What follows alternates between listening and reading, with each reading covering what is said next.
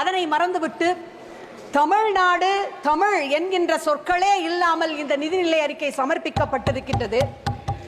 ஆகவே என்னுடைய தாய் தமிழில் அருந்தமிழே உன்னால் இருந்தேன், வானோர்தம் விருந்தமிழ்தம் தந்தாலும் வேண்டேன். Oh my dear precious mother tongue, I survive, thrive because of you. I wouldn't pledge it even for the nectar from heaven. எனும் 3000 ஆண்டு பாரம்பரிய மிக்க தமிழ் மொழியிலே என்னுடைய உரையை துவங்கி மேலும் தொடர்கின்றேன். இந்த நிதிநிலை அறிக்கையை சமர்ப்பிக்கும் முன்பாக கூட நம்முடைய நிதியமைச்சர் என்ன சொல்லி இருக்கின்றார்?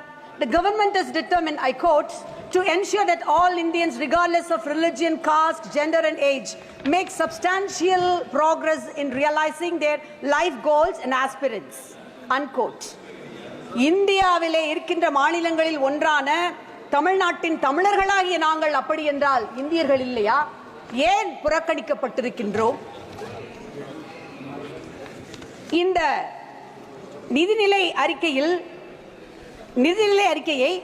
7வது முறையாக பட்ஜெட் தாக்கல் செய்திருக்கின்றார் என்று பெருமையோடு அனைவரும் கூறுகின்றார்கள். அது மகிழ்ச்சிதான்.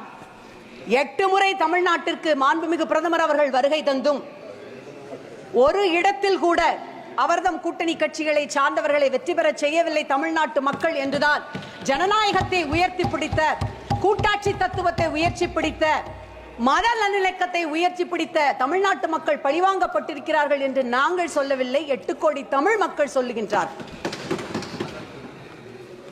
10 ஆண்டுகளாக திரும்பி பார்த்திராத அண்டை மாநிலங்களான நம்முடைய பீகாருக்கும் ஆந்திர பிரதேசத்திற்கும் அள்ளி அள்ளி கொடுத்திருக்கின்ற ஒன்றிய அரசாங்கத்திற்கு தமிழ்நாட்டிற்கு கிள்ளி கொடுப்பதற்கு கூட மனமில்லை.